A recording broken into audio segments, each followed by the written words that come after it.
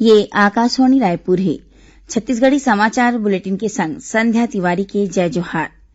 आज के प्रमुख समाचार। मुख्यमंत्री भूपेश बघेल काली संझा 12 झिन विधायक मन ला संसदीय सचिव के शपथ देवाही। राजधानी रायपुर में आज 67 नवा कोरोना पॉजिटिव मरीज पाए गए हैं। और केंद्रीय माध्यमिक शिक्षा बोर्ड सीबीएसई आज 12वीं कक्षा के परीक्षा के रिजल्ट घोषित कर दे है। अब समाचार विस्तार ले। मुख्यमंत्री भूपेश बघेल काली संझा 12 झिन विधायक मन ला संसदीय सचिव के शपथ देवाही। शपथ ग्रहण समारोह मुख्यमंत्री निवास में आयोजित करे जाही। फिर अभी संसदीय सचिव मन के नाव नहीं बताए गए हैं। प्रदेश में आज आने जिला ले कतकोन कोरोना संक्रमित मरीज मिले हैं। राजधानी रायपुर में आज 67 नवा कोरोना पॉजिटिव मरीज की पुष्टि हुई है, जेमा सांसद सुनील सोनी के ड्राइवर घलो शामिल है। राजनांदगांव जिला में आज 9 नवा कोरोना संक्रमित मरीज के पहचान हुई है।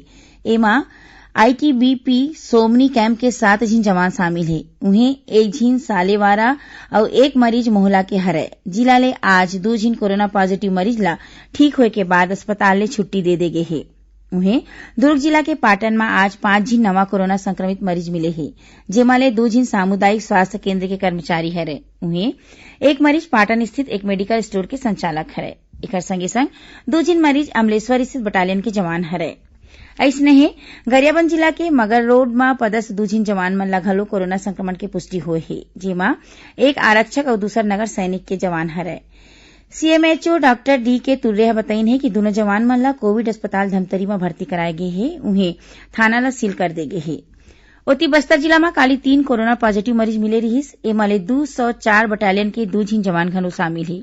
एमन ला सरकारी मेडिकल कॉलेज डीमरापाल में भर्ती कराए गए हैं। इही बीच केंद्र और राज्य सरकार डाले जारी दिशा निर्देश के मुताबिक राजधानी रायपुर के आमस सिवनी पुलिस कॉलोनी में कोरोना पॉजिटिव मरीज मिले के सेती ये क्षेत्र ला कंटेनमेंट जोन घोषित कर दे गए है। कंटेनमेंट जोन में आए और जाए बर एके ठिन रद्दा होही, जेमा तैनात पुलिस अधिकारी सामाजिक दूरी के पालन करत दवई और जरूरी सामान बर अवैया जवैया लोगन मन के जानकारी रजिस्टर में दर्ज करही। कंटेनमेंट जोन में सबो गाड़ी मन के अवई जवई में रोक रही। ओती अंबिकापुर में कोरोना मरीज के बढ़त संख्या ला देखत जम्मो व्यापारिक संगठन जनप्रतिनिधि और लोगन मन के मांग में काली और परन दिन 2 दिन के लॉकडाउन ला जिला प्रशासन मंजूर कर ले है। ये दौरान जम्मो दुकान किराना के संगे संग सब्जी बाजार घलो बंद रही। फिर बैंक पोस्ट ऑफिस समेत जम्मो सरकारी कार्यालय खुला रही। जरूरी सेवा घलो चालू रही। कलेक्टर संजीव झा बताइन है कि लॉकडाउन ला लेके गाइडलाइन जारी कर दे गए है।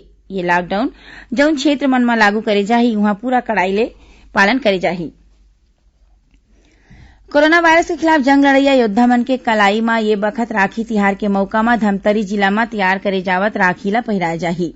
मिले खबर के मुताबिक जिला के छाती गांव के मल्टी यूटिलिटी सेंटर में बांस और गोबर ले बनाए जावत राखी स्वास्थ्य, पुलिस, पंचायत और ग्रामीण विकास विभाग के संगे संग आदिवासी विकास विभाग और स्वच्छ भारत मिशन के 10,000 ले ज्यादा भाई मन के हाथ में ये राखी ला पहिराए जाही। बताया जावत है कि आने विभाग बर बनाए जावत ये राखी ला उखर कर्तव्य के मुताबिक डिजाइन करे जात है। पुलिस विभाग के राखी में तिरंगा, स्वास्थ्य विभाग में रेड क्रॉस के चिन्ह, स्वच्छ भारत मिशन में राष्ट्रपिता महात्मा गांधी के चश्मा और आने विभाग के राखी में घलो उखर चिन्ह के हिसाब ले राखी बनाए जावत है। छत्तीसगढ़ी समाचार बुलेटिन आप मन आकाशवाणी रायपुर ले सुनत ह। छत्तीसगढ़ के खबर ले है आपके वास्ता और खबर के विश्वसनीयता ले है हमार वास्ता। आकाशवाणी समाचार रायपुर के प्रादेशिक समाचार बुलेटिन के संगे संग हमार समसामयिक कार्यक्रम आप रेडियो के संग अपन मोबाइल में घलो सुन सकत हो। आकाशवाणी समाचार फेसबुक, ट्विटर और यूट्यूब में घलो हावय। हमार फेसबुक पेज हरे Chhattisgarh news on AIR, Twitter handle CGAIR news और हमार यूट्यूब चैनल हरे छत्तीसगढ़ AIR न्यूज। तो अब रेडियो के संगे संग आपके मोबाइल के माध्यम ले हम आप तक पहुंचत हन। छत्तीसगढ़ के हर खबर पर सुनत रहो आकाशवाणी समाचार। अब आगू बाणन बाँचे समाचार कोती। केंद्रीय माध्यमिक शिक्षा बोर्ड सीबीएसई आज 12वीं के परीक्षा के रिजल्ट घोषित कर दे है। ये बखत घलो नोनी मन बाबू मन ले 6% सुघ्घर प्रदर्शन करे है। ये बछर 88% ले ज्यादा लइका मन पास होए हे, जउन पाछू बछर के तुलना में 5% ज्यादा है। परीक्षा के रिजल्ट वेबसाइट CBSE result.nic.in में देखे जा सकत है। प्रदेश में आदिम जाति और अनुसूचित जाति विकास विभाग डाहले चलत प्रयास और एकलव्य आवासीय विद्यालय मन में काली और 16 जुलाई के राखे गए प्रवेश परीक्षा स्थगित कर दे गए है। प्रवेश परीक्षा के अवैया तारीख आते एखर खबर दे जाही। राजनांदगांव पुलिस माओवादी मन डाहले जंगल में डंप करेगे भारी मात्रा में हथियार के जखीरा और आने माओवादी सामान बरामद करे है। मिले खबर के मुताबिक कुछ एक दिन पहले छुरिया के जोग और कटेगा के बीच मुठभेड़ के दौरान गिरफ्तार एक जिन माओवादी के तीरले बरामद डायरी के आधार में करेगे छापामारी में हथियार के जखीरा बरामद करे में पुलिस ला सफलता मिले है। पुलिस अधीक्षक जितेंद्र शुक्ला बताइन है कि गिरफ्तार माओवादी की सूचना के आधार में जिला पुलिस बल, छत्तीसगढ़ सशस्त्र बल, डिस्ट्रिक्ट रिजर्व गार्ड, डीआरजी और बीडीएस के सामलाट टीम ज्ञातापार और बाग नदिया क्षेत्र में तलाशी अभियान में निकले रही। ये दौरान घोबेदल्ली, मांगी खोली और छुई पानी के जंगल में गिरफ्तार माओवादी मन डाहले बताए गए 5 आने जगह मन में डंप बरामद करेगिस, जेमा 2 डंप खाली पाएगिस। उन्हें आने 3 डंप में स्टील डब्बा के भीतर AK-47 के संगे संग भारी मात्रा में बंदूक के गोली, wireless, walkie talkie set, detonator, polythene, diary और माओवादी साहित्य बरामद करेगी। मुख्यमंत्री भूपेश बघेल कही ने कि खाद्य प्रसंस्करण, लघु वनोपज और वन औषधि मन के वैल्यू एडिशन और माओवादी प्रभावित क्षेत्र के युवा मन के कौशल उन्नयन के क्षेत्र में काम करैया इच्छुक गैर सरकारी संगठन ला राज्य सरकार हर संभव मदद दी। मुख्यमंत्री हा काली रायपुर में वीडियो कॉन्फ्रेंसिंग के माध्यम ले राखे गए पेन IIT ग्लोबल कॉन्क्लेव ला संबोधित करत ये बात कही। मौसम विभाग हा प्रदेश में अवैया 24 घंटा के दौरान 1-2 ठीन जगह में भारी वर्षा होए और गाज गिरे के चेतावनी दे है। प्रदेश के कतकोन जगह में आज घलो हल्का ले मध्यम वर्षा होए के खबर मिले है। मौसम विभाग के मुताबिक एक चक्रवाती घेरा पूर्वी बिहार और ओखर तीर तखार में बने हे, जेखर असर ले प्रदेश के कतकुन जगह में हल्का ले मध्यम वर्षा होवत हे।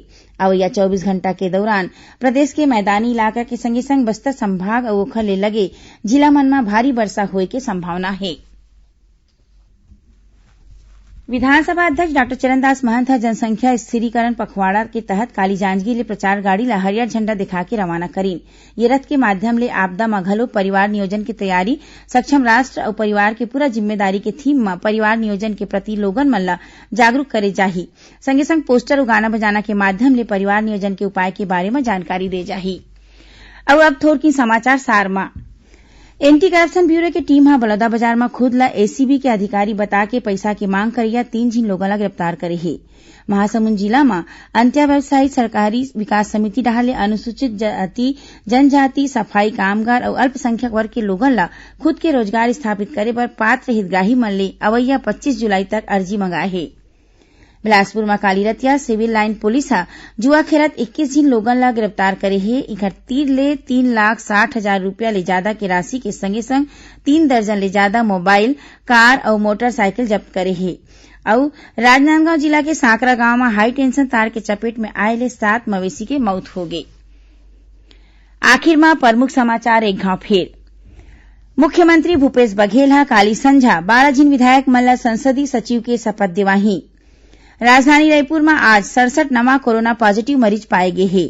और केंद्रीय माध्यमिक शिक्षा बोर्ड CBSE हा आज 12वीं कक्षा के परीक्षा के रिजल्ट घोषित कर दे है।